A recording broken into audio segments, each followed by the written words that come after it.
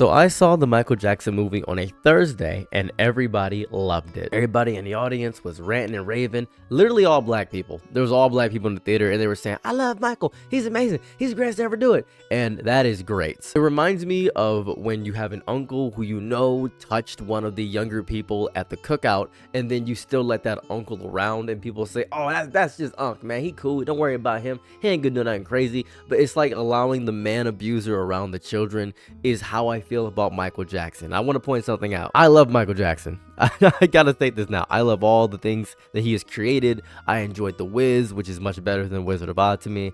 I love Wizard of Oz to me. I love Ghost and the production that went into the music video for Ghost. I think Thriller is amazing. I think Whatever Happens is an amazing song. I love Michael Jackson's music. I love his dance moves. I think he revolutionized everything. In the Michael Jackson movie, as I was watching it, it felt like a memory that wasn't mine, but somehow still feels personal. It's a piece of semi-fiction that smooths the rough edges just enough to make the story flow while still letting the weight of the presence of the greatest artist of our generation sit heavy in the room. I walked away from that movie feeling that familiar pull between admiration and discomfort, because the film leans into the myth of a man who changed everything about the music industry forever, while still leaving quiet gaps where the harder questions live. Those gaps are not accidents. Those gaps are choices. Very interesting choices. The filmmakers knew exactly what they were doing when they left certain doors ajar and other doors sealed shut. Every biopic makes those choices. Every biopic decides what's to emphasize and what to fade to black. This one chose to fade more often than I expected. And I think that we should talk about Michael Jackson. I think the biopic paints him as what he undeniably was. A musical force that bent the industry around him. That's what he did. Someone whose work ethic felt almost supernatural. Someone whose ability to create felt endless. I cannot pretend that does not exist. I can't. That kind of drive, that kind of obsession with craft, that refusal to settle for anything less than extraordinary, that is so rare.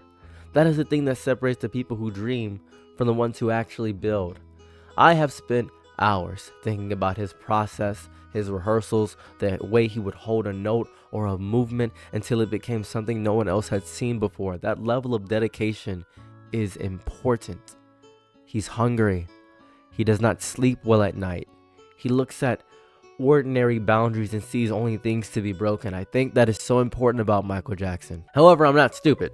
I'm not an idiot. I'm not interested in flattening reality just to feel comfortable. The truth is that even if you believe he never crossed a line physically with the youth and the children around him and all that variety, he is weird, no matter how you try to frame it. No matter how many defenders explain the context of his own lost childhood, about how Joe Jackson beat him within an inch of his life, about how he actively wanted to have friends when he was growing up, and how he found love in a bunch of animals, and he didn't have that love growing up around him because his brothers were also in the same content grinding mill of becoming a successful content creator, whether it becomes kind of a superstar. That's what it is. No matter what you say, it shifts slightly depending on what you read, what you believe, what you choose to incentivize, what you choose to emphasize, but it does not disappear. It sits in the corner in the room while you listen to Billie Jean or watch The Smooth Criminal lean. It just sits, and that's important. Let's talk about Michael Jackson's past ever so slightly, because that's important despite talking about how amazing he was. He surrounded himself with kids. That is beyond normal. It is so beyond normal how often he surrounded himself with kids. It's beyond the typical mentorship, beyond the common celebrity photo op with young fans. The scale of it, the frequency of it, the private space created for it, the sleepovers, the bedrooms designed like amusement parks, the constant presence of children in his most intimate environments. All of that raises questions even before accusations enter the conversation. I don't care about the accusations, I care about what I'm actually looking at. The details people argue, the timelines, the credibility of witnesses, the financial motivations of the accusers. None of those arguments, none of them, I'm not even going to talk about those. None of those erase the broader picture. Proximity, access, boundaries that felt blurred in ways that make people uneasy whether they want to admit it or not. You can argue the specifics about events forever. You cannot argue that the pattern exists. The pattern is documented. I can pull up these pictures all day. I could do this every day of the week. The pattern is strange. The pattern requires explanation, but beyond he just loved children and wanted to help them. Listen, I see all the pictures. You know, he's very close to these children. He's sharing the bed with these kids. Sharing the bed with them. He's in the bed with them. He said it was not sexual, not at all in any way of that variety. He has gone on record and said that it was not sexual. It was just purely just lovely. It was pure. It was innocent. And I wanted to have friends as kids, and I couldn't have these things. And you guys are denying me my friendships. How could you do that to me? You know I was abused. I want to point something out. I want you to see the face of the demon right here. This is Joe Jackson. Just wanted to give his face up there. He's a horrible man. I think Joe Jackson's objectively a bad person. You can understand the trauma. You can see the childhood that never really happened for him. You can see the rehearsals instead of recess, the stages instead of the sleepovers that he gave those children. The father right here who pushed and pushed and pushed until the boy became a product, and the product became a brand, and the brand became a global phenomenon that ate the person underneath. That's what happened. However, so often, and this is very important, abusers will create people who become abusers. That's what happens. My father created me. When I was 16, I mentally abused my ex. Welcome to the real world. I'm 30 now. 14 years ago, I was a horrible boyfriend. I ain't gonna lie about that. And the woman who I mentally abused has gone on and told everybody about it and made warnings about me, and I have grown and become a better person because of it. That's what it is. That's how you grow as a person. That's what happens. But I'm not going to use my childhood trauma as an excuse to continue to abuse people. That's insane. You can recognize the way he was shaped and controlled and pushed into becoming something larger than life at an age where most people start trying to figure out who they are. You can do that. The recognition is called empathy. And it makes sense that someone shaped that way would try to recreate innocence the only way he knew how. I grasp that. I'm not an idiot, right? Building spaces and relationships that reflected what he felt he missed. A do-over. A second childhood designed and controlled by the person who never got a first one. He wanted that really bad. Away from everything. And he wanted it in his intimate personal life so he didn't have to worry about music creation because of that. That's Michael Jackson. I get that. I can follow that emotional logic without turning off my brain.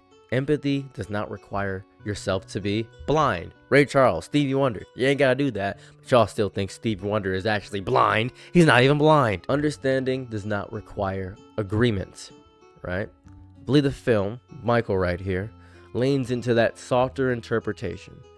I think he does that, where the desire to give children joy is framed as something pure, something almost sacred, a mission born from pain rather than pathology. That framing is so seductive. It wants you to feel for him, to see him as a wounded artist whose gifts came from a price that included an inability to relate to adults in a normal way. And that framing is not necessarily wrong. It isn't complete. It selects which facts to feature and which to fade. Every story does this. The question is not whether a story selects. The question is whether the selection distorts more than it reveals. Songs like Ghost inspired me to actively get into filmmaking. I loved Ghost and I loved the special effects behind it. I used to work in an escape room where they had actors in the escape room. It was called Trap Toledo. I loved working at this place. I was a zombie in an escape room, and I learned how to do latex makeup and put fake blood on my face using cotton to make it bloody, to make it feel like my skin was falling off. That was amazing. I think that all of that is important to my development. I have a genuine resonance with work that changed how I understand what a performance can be, what a music video can contain, what an artist can communicate without saying a single word. The choreography in all of his songs are amazing. The way movement became storytelling, the way the body carries emotion that language cannot hold. I learned this from Michael. The work stands, the work remains. The work does not become less impressive because the man who made it was deeply complicated in ways that make me uncomfortable. The work is still good. I still think Michael is weird. Why do he have these baby pictures?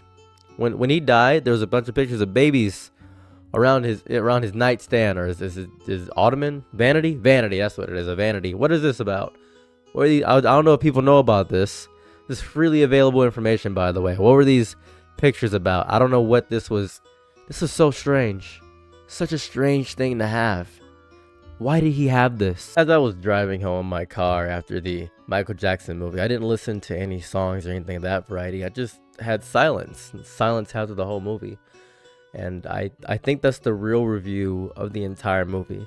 The silence is kind of the honest response to a life that cannot be summarized, a legacy that cannot be simplified, a set of questions that do not have tidy answers enough for a closing statement. The movie tries to give you closure. The movie wants you to leave feeling resolved.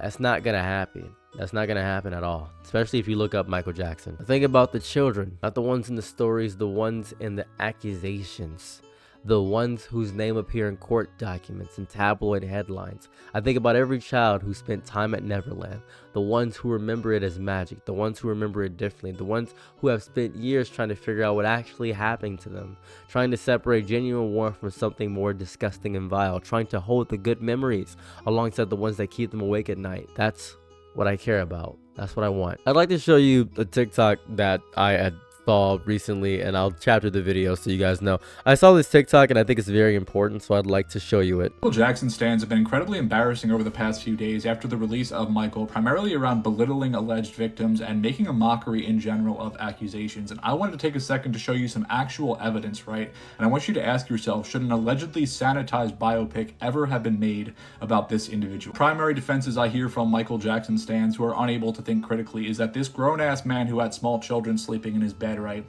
was just a big child, right? He was like Peter Pan. He was innocent, nothing sexual about him. It's interesting because you can go read The People of the State of California versus Michael Joe Jackson from January 2005 and look at all the evidence presented, and you can shatter that embarrassing defense. It's not me telling you not to be a Michael Jackson fan. It's not me telling you not to listen to his music. It's not me saying a film should not be made about him. This is me saying you cannot ignore this shit if you are going to make a movie about this person. Ignoring every bit of allegation, every problematic aspect of this person, and just making a sanitized little music video for stans to sing along to and then say how good it is and attack anyone who dares criticize the film or this man. Then you come out and you tease the movie about the alleged molestation, right? Like it's fucking Endgame and this is Infinity War, and you laugh about it like Coleman Domingo and Nia Long. He stopped in 1988. Yes. Several years before the first child molestation allegations were made. And, you know, we live in an environment now where we take survivors of sexual abuse, we take their stories very seriously. What would you say to folks who see this and they're like, you know what? They whitewashed that part. They didn't even include that part. How do you reconcile your performance with that? I think the film takes place, you know, from the 60s to 1988. So it does not go into the first allegations in like 2005. Right. So basically, we center it on the makings of Michael. So it's an intimate portrait of who Michael is. So it really just through his eyes. Sorry. Through his eyes. No, I'm saying through his eyes, truly. So that's what it is. So that's what this film is. And there's a possibility of it being a part 2 that may deal with some other things that happen afterwards. This is about the making of Michael, how he was raised, and then how he was trying to find his voice as an artist and be a solo artist. And then the movie, I mean, well, you know, that's what I have to say about that. But it sounds like there may be a sequel.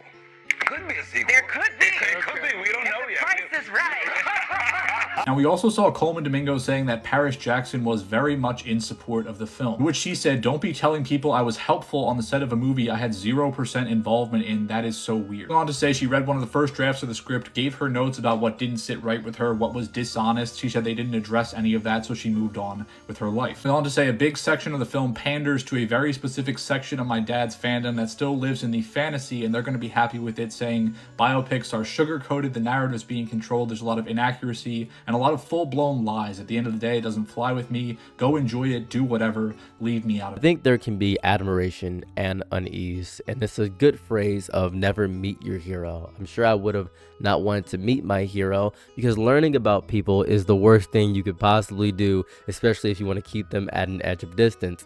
Appreciating art does not require endorsing every aspect of the artist's life. I love H.P. Lovecraft. I just don't think that he is a good person at all. The work stands and falls on its own terms. The work does not become better or worse based on what we discover about the person who made it. The work is the work. The person is the person. They're connected. Obviously, they are not identical. I think if you listen to a song and felt a genuine connection to that song, whether it is David, who is going through a murder charge right now, or whether you're listening to Chris Brown, who actively has assault charges, or if you really enjoyed The Cosby Show, I think you can still enjoy those pieces of work even if they are connected to horrible people. I think that's very important to understand. It is simply your choice to enjoy those things. I think a lot of people care deeply about appearing to be good people and not understanding that people can have a deep attachment to things. It's the same logic as when someone who is abused still loves their abuser. You can still love your abuser. It's a real phenomenon that happens. It's so real. As somebody who has mentally abused my ex, I can tell you that my ex still, for quite a while, still loved me despite the mental toils I put her through when I was a much younger age, 14 years ago. I can attest to that. That does not make the victim of the abuse any lesser. That does not make the person who did it any way absolved in any capacity. It doesn't do that. All that it does is show that you can have an attachment to something that has caused you harm. It's possible to do so. Same reason why I still talk to my father, despite the fact that he abused me when I was younger. Same way I talk to my mother, despite the fact that she abandoned me. Same way I talk to people that jumped me and robbed me, because I can understand why they did that. I grasp it. I'm not an idiot. Nothing about that changes for me. He's someone that I remain in my mind. I look for inspiration in terms of creation and discipline and artistic vision. The way he reversed until his body knew the movements before his mind. The way he demanded more from himself than anyone else ever could. The way he saw possibilities in sound and image that no one else imagined. That is so valuable. That is so real. That is worth studying and learning from and carrying forward. And at the same time, he was someone I cannot simplify into a clean narrative. Brilliant and complicated and strange all at once. A person who did extraordinary things and also lived in a way that feels impossible to defend fully. Holding all that together without pretending it resolves neatly feels more honest than choosing one side and pretending the other never existed. The people who want to canonize him completely are doing violence to the truth. The people who want to erase him completely are doing violence to the truth. The truth lives deeply to me in the tension between those positions. It reminds me of the ending to Expedition 33, and this is a little bit of a spoiler, so you can skip forward a little bit. In the ending of Expedition 33, there is no good or bad ending at all. I'm not going to tell you what happens in those endings, but there is no good ending and there is no bad ending. It doesn't exist. In those two endings, you get to choose between one person's future and another person's future, whether to exist in one reality or another reality. That is the basis of Expedition 33 and the choice you have to make between those two things. Whether you wish to love the adventure you took or whether you wish to endure the fantasy, I don't know which one you choose, but that's what it is. And it comes to this whole thing where, hey, the whole game is a fantasy. Maybe this whole thing is pointless, and you have to live and sit with those decisions. That's how I feel about this. The choice is neither good nor bad. If you enjoy Michael Jackson's music and still think he's a weirdo and a creep, those two things are both very true. You can eat meat and still love animals. You can do both. That was a complete dig at Billie Eilish, by the way. I think that was a crazy thing she said. Just want to point that out. Complete dig at Billie Eilish. Just a complete dig. Again, this is a review about the Michael Jackson movie, and the movie landed deeply in my brain. It transcended in my brain like a memory that isn't mine, as I stated in the beginning of this. I think that's the strangest part of it all. I never met him. I never saw him perform live. I have no personal stake in his legacy beyond the music that shaped my youth. Yet the film reached into my chest and found something that was grief.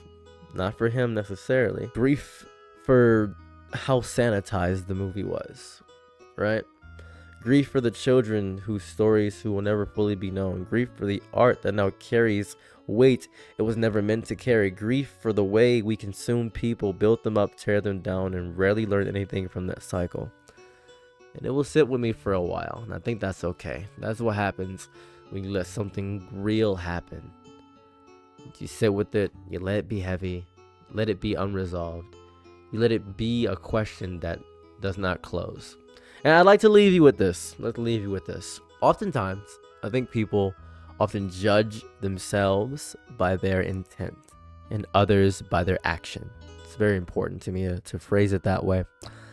And the best way I can describe it is, I meant to clean the room and I cleaned your room. Right? And your intention were good. Your intention were very good. The road to hell is paved with good intentions. But the action you committed was misplacing something important in your room. And now you messed up. Or maybe you cleaned somebody else's room and you misplaced something important to them. and they hate you for that. They said, oh, you misplaced my rubber bands, and I really wanted my rubber bands. You don't know where they're at because you clean the room, put it on these places. But then you say, well, I just wanted to clean because it looked messy, and you feel better. But your intention was good. And you judge yourself for your intention, but you rarely judge others for their intentions as well. And I want you to think about that for a moment. I'm sure Michael's intentions were good, but the actions that were committed were probably really bad. Really, really bad. And I just want you to think. You're more than welcome to disagree with me or agree with me. That's your decision. I don't want this to be an echo chamber of a bunch of people who agree with me. I just want to give my opinion on things. What is this right here? Oh, it's this rose water. Interesting. That's crazy. Curious how I get my hair this voluptuous. I use a lot of rose water mist. It's very important. A lot of people asking about my hair's rose water mist. Just wanted to add that as an aside. Anyways, thanks for checking out my video. Don't forget to like, comment, and subscribe. Probably stay at that in the beginning of this video, but always stay at the end there. Well, I'm out. Peace. Bye. I'm your Nick at night, be my Laura, happy to try what you need. Your world, I love to live in it. Ooh, I love the ride when you're free.